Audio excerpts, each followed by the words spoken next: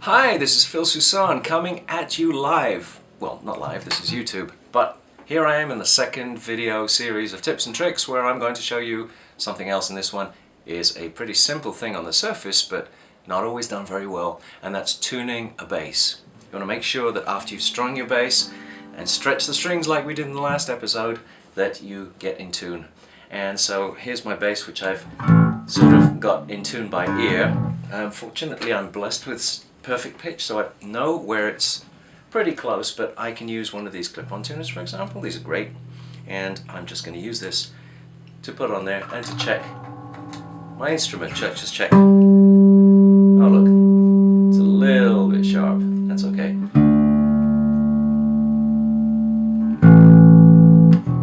Alright, now I did that because I just want to get this roughly in tune, but here's what I want to show you. I don't normally tune with open strings, and it's not a good idea to do so, and the reason is twofold. Number one, that when you can play with a harmonic, which basically is an octave above, and I'll get to how you do that, you end up with a much purer note, which helps the tuner out very much. And the second is that this guitar and basses all really are microphonic as well. So if you're on a stage with other guys, you're going to be picking up a lot of noise, and that's going to confuse the tuner too. Anything you can do to help the tuner is going to help tune. So what I want to do is I want to play the harmonic. The way you play the harmonic is you go to the middle of the string from there to there, which is the 12th fret.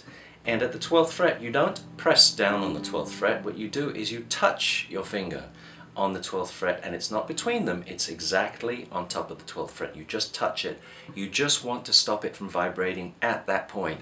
And if you do so, the string will vibrate on either side, and because of the physics of vibration, if you divide the string into two, you're going to get an octave. So if I play a G, and then I touch my finger there and play, I get the octave above, which is fantastic. And it's a much purer note. I'm sure you can hear that. It's a very pure and clean note.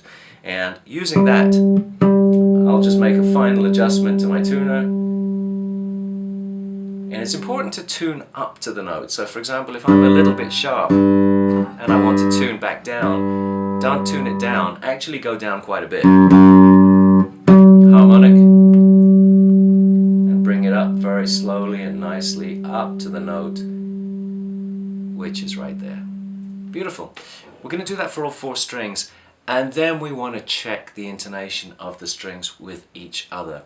And this is where we use harmonics again, and this is a fantastic trick to use. As I said, if we divide the string into two, we're going to get an octave above. Well, guess what? If we divide that half into half again, which happens to coincide with the 5th fret, I get an octave above that. So if I play my first harmonic here, my second harmonic is there. You can hear it's 2 octaves above. And that can help me tune to the string below it, because there's also another harmonic between the first and second harmonic, which is at the 5th fret. And at the 5th fret I get a 5th above the string, the open string itself. So that sounds like a bit of a mouthful.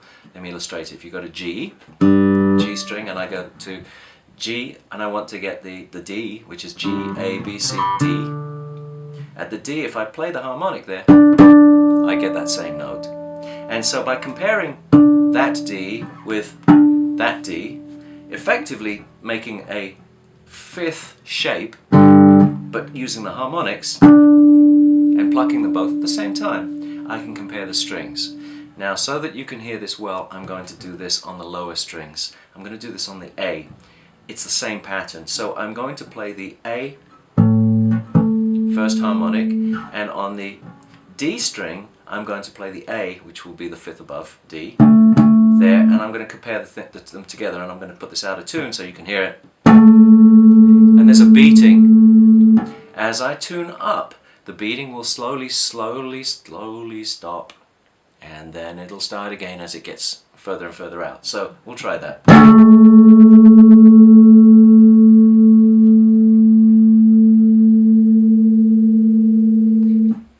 I don't know if you can hear that, but I certainly can. And it's very, very effective because it's extremely accurate. So I'll do it one more time.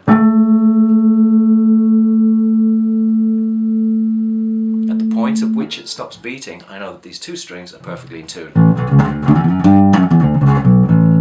Beautiful. And I can do that across the entire bass. So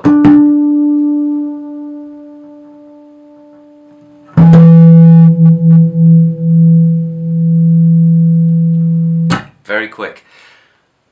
Also, by the way, please note that I'm tuning the guitar the correct way. I see a lot of people tune the guitar on a bench, or they sit there and try to get in tune, but when you lift it up, the whole geometry of the instrument changes and the tuning goes out. So tune it how you would hold it.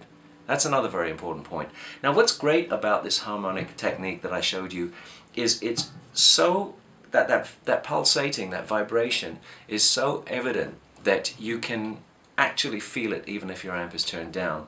And I use this on stage all the time to get a quick visual, a quick double check of my instrument. I can play and I can feel if that pulsing is taking place. I don't even need to look at it. I can feel it. If it goes out, I can feel it at the machine head, and as I slowly turn it up, it stops pulsing, it slows down, eventually it stops. It's a great trick. The band can be playing. It could be a lull in a song. There could be all kinds of noise going on. You can't get to your tuner and you just want to check, and you can do it by sense of, not by sense of smell, but by sense of vibration. So that's it. There's another quick trick that if you really want to check the intonation of the instrument, and it's sometimes a good idea to do a double check, to play an E chord. On an E chord, we're going to be playing an E. We're going to be playing the E on the A string, and we're going to be playing the fifth above that, which is going to be the B, and the E again, and playing them all together. And you can play them an octave higher too if you want, or if you have enough frets. This particular bass doesn't have enough frets, but nice clean chord, sounds beautiful. Ready to go, ready to rock and roll. Please, please, please subscribe to my channel, and please send me questions, anything you want me to cover, any topics, anything you want help with. I promise I shall try to get to them. Eventually I will get to them, and that's it. Hope you're having a great time playing. Enjoy, rock and roll. See you next time.